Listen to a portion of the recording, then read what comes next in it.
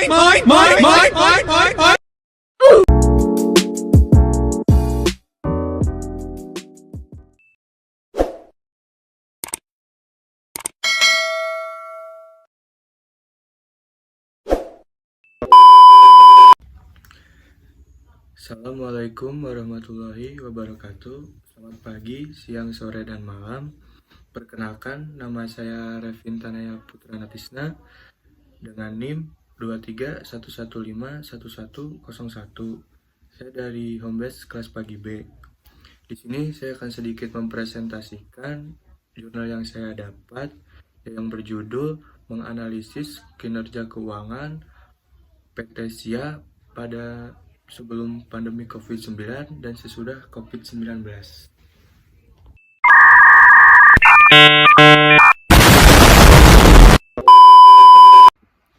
Baik, pada poin pertama ada pengertian. Pada PT SIA merupakan perusahaan yang bergerak di bidang kontraktor mekanikal dan elektrikal. Tujuan dari penelitian ini untuk mengetahui performa kinerja keuangan dari PT SIA sebelum dan saat pandemi COVID-19 berdasarkan rasio likuiditas, rasio solvabilitas, dan rasio portabilitas. Kemudian metode yang digunakan dalam penelitian ini adalah metode wawancara, metode studi kepustakaan, dan metode menganalisis data. Hasil penelitian kinerja keuangan pada rasio likuiditas mengalami penurunan di bagian rasio lancar, rasio cepat, dan rasio kas, sedangkan rasio solvabilitas menunjukkan kenaikan pada bagian rasio uang terhadap aktiva dan rasio uang terhadap modal sendiri. Selain itu, rasio probabilitas menunjukkan penurunan pada margin laba kotor dan peningkatan pada margin laba bersih dan tingkat pengembalian modal. Berdasarkan hasil analisis yang dilakukan pada PT SIA, kinerja keuangan perusahaan mengalami penurunan pada saat COVID-19, meskipun penurunan yang dihasilkan itu tidak bersignifikan. Sebuah perusahaan pasti memiliki sistem pencatatan untuk mengendalikan kelangsungan kegiatan operasinya. Pencatatan akuntansi meliputi 3 aktivitas dasar, yaitu identifikasi, pencatatan, dan pengkomunikasian peristiwa ekonomi dari sebuah organisasi kepada para pengguna yang berkepentingan. Oke. PT SIA merupakan salah satu perusahaan pada bidang kontraktor elektrikal dan mekanikal yang terdampak COVID-19. Oleh karena itu, tertarik untuk melihat dampak pada kerja keuangan perusahaan sebelum dan sesudah COVID-19. Hal ini akan menunjukkan seberapa signifikan pengaruh pandemi pada kegiatan operasional perusahaan yang berdampak pada laporan keuangan.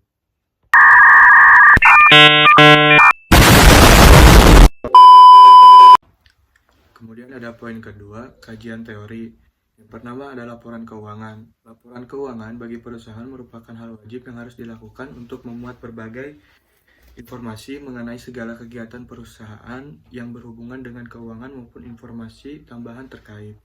Hal ini menunjukkan bahwa laporan keuangan sangat dibutuhkan dalam kegiatan evaluasi di akhir periode dan acuan yang menggambarkan kinerja perusahaan pada suatu periode. Menurut Ikatan Akuntan Indonesia pada tahun 2012, pengertian laporan keuangan adalah menyajikan struktur posisi keuangan dan kinerja keuangan dalam sebuah entitas. Dalam kepentingan umum, laporan keuangan memiliki tujuan sebagai penyajian informasi mengenai posisi keuangan, kinerja keuangan, dan arus kas dalam mencapai arus kas dari entitas yang berguna dalam membuat keputusan ekonomis para penggunanya. Menurut Ikatan Akuntan Indonesia pada tahun 2012, laporan keuangan juga memiliki tujuan sebagai menyediakan informasi yang menyangkut mengenai posisi keuangan, kinerja, serta suatu perubahan posisi keuangan pada suatu perusahaan. Semua hal yang dimanfaatkan bagi sejumlah besar pengguna dalam menentukan keputusan ekonomi. Dan yang kedua ada menyusun laporan keuangan dengan tujuan memenuhi kebutuhan bersama. Bagi sebagian besar pemakai, laporan keuangan tidak selalu menyediakan semua informasi yang mungkin dibutuhkan pemakainya dalam mengambil keputusan ekonomi.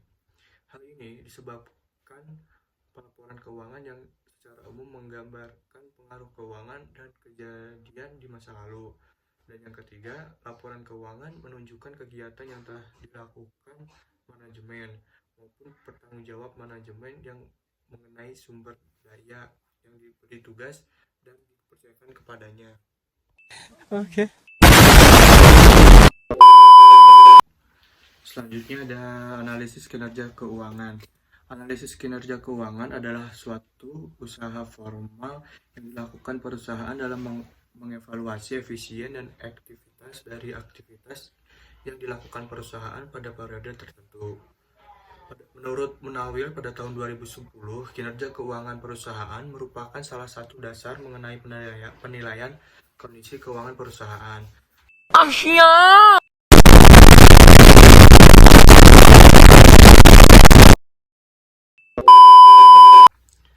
Kemudian menurut Jumingan pada tahun 2009, tujuan penilaian kinerja keuangan yaitu untuk mengetahui keberhasilan pada pengelolaan keuangan perusahaan, terutama kondisi likuiditas, kecukupan modalnya, dan profitabilitas yang dicapai dalam tahun berjalan maupun pada tahun sebelumnya.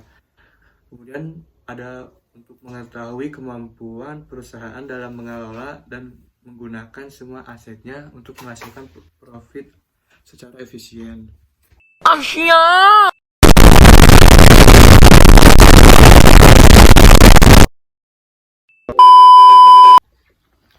Pada poin ketiga, ada analisis laporan keuangan. Analisis laporan keuangan merupakan teknik analisis yang menggunakan metode untuk menghasilkan keputusan yang terkait tindakan yang akan diambil. Why are you crying? Selanjutnya ada rasio keuangan. Menurut Kasmir pada tahun 2014, rasio keuangan merupakan kegiatan untuk membandingkan angka-angka di dalam laporan keuangan dengan cara membagi satu angka dengan angka yang lainnya. Komponen yang dibandingkan dapat dilakukan antara satu komponen dengan komponen dalam satu laporan keuangan maupun antar komponen yang ada di antara laporan keuangan. Okay. Why are you crying? Selanjutnya ada poin metode. Metode adalah suatu pengumpulan data yang digunakan menggunakan data primer dan data sekunder. Melalui metode ini ada 3 metode yang dipakai. Yang pertama yaitu wawancara yang dilakukan dengan cara memperoleh informasi langsung mengenai kegiatan internal perusahaan menggunakan tanya jawab secara langsung terhadap karyawan yang bertugas dan bertanggung jawab atas penyusunan laporan keuangan pada PT SIA. Dan kemudian ada metode studi kepustakaan dilakukan dengan mencari referensi dari sumber yang relevan dengan topik yang dibahas. Kemudian sumber data tersebut dapat diperoleh dari buku, jurnal ilmiah, laporan keuangan, website, dan sumber lainnya yang terkait dengan analisis kinerja keuangan perusahaan. Dan kemudian ada metode analisis data dilakukan dengan cara mengelola data yang didapatkan dari laporan keuangan perusahaan dan sumber terkait lainnya.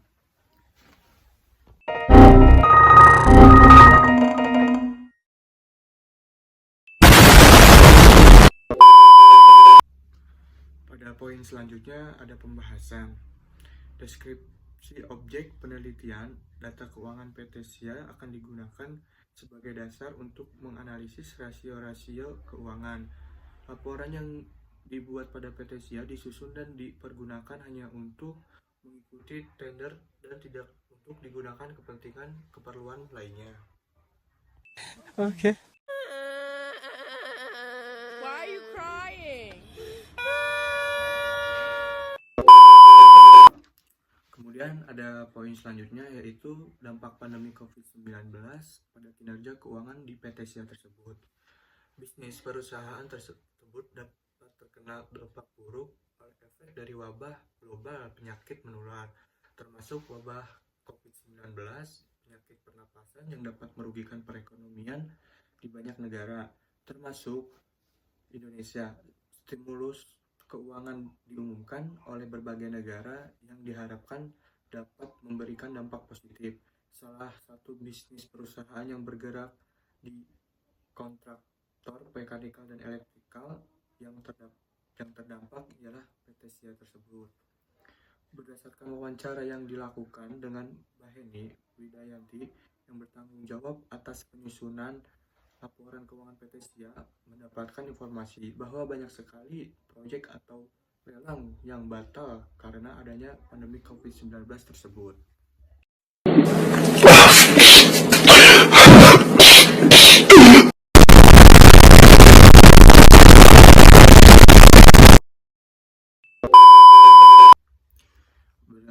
Pada poin selanjutnya ada faktor internal. Perubahan pada kinerja keuangan PT SIA juga disebabkan dari faktor internal dan eksternal.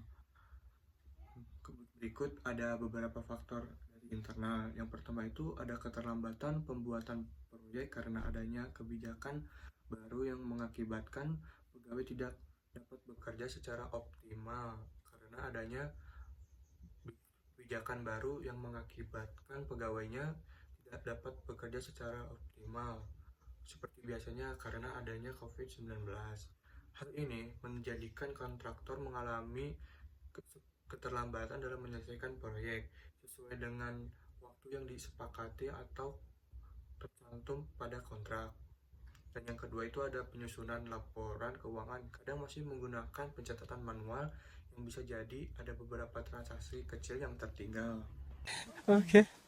Dan yang ketiga ada perhitungan biaya depresiasi yang belum sesuai dengan ketentuan. Seperti biasa yang menambah masa manfaat yang seharusnya dikapitalisasi tetapi dimasukkan ke dalam operasional.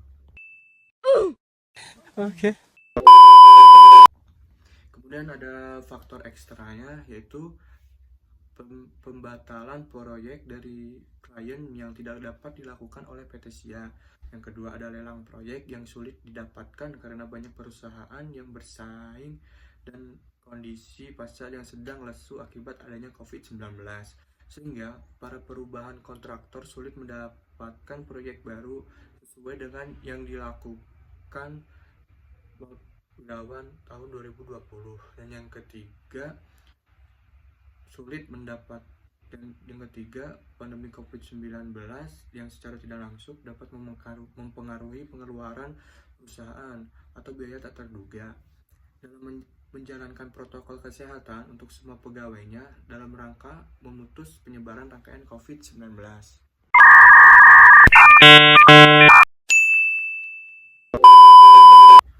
Pada poin selanjutnya ada upaya perbaikan PT SIA terhadap pandemi COVID-19.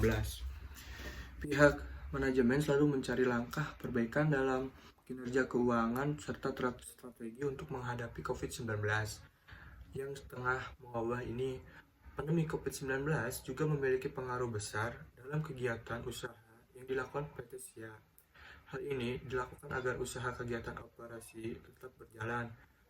Berikut ada beberapa tindakan yang diambil manajemen dalam menghadapi COVID-19.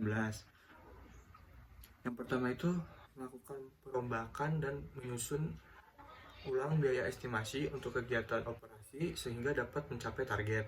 Yang kedua, ada menyiapkan pegawai agar selalu mematuhi protokol kesehatan sehingga proyek tetap berjalan dan pegawai dapat terhindar dari COVID-19. Yang ketiga, ada memulai untuk menyatukan data pada suatu catatan agar dapat terintegrasi dan tidak ada kesalahan input maupun catatan yang tertinggal. Dan yang keempat, ada pihak manajemen sehingga mulai untuk membuat estimasi pada dana cadangan darurat untuk menghadapi ketidakpuasan ke depannya.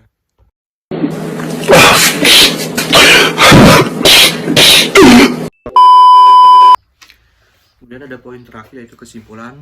PT SIA mengalami degradasi dari tahun 2019 kedua tahun 2020, yaitu penurunan pada rasio lancar, rasio cepat, dan rasio kas. Hal ini membuktikan bahwa PT SIA secara tidak langsung terdampak oleh kondisi COVID-19, meskipun dampak yang dihasilkan tidak begitu signifikan, tetapi hasil analisis menunjukkan adanya penurunan kualitas. Faktor internal dan eksternal juga mempengaruhi kinerja keuangan pada PT SIA. Selain dari adanya pandemi COVID-19, manajemen juga selalu melakukan upaya perbaikan seperti menyusun ulang strategi dan